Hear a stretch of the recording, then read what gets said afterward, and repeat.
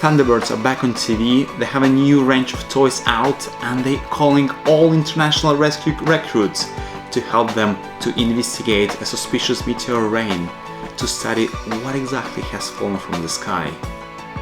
Thunderbirds Are Go.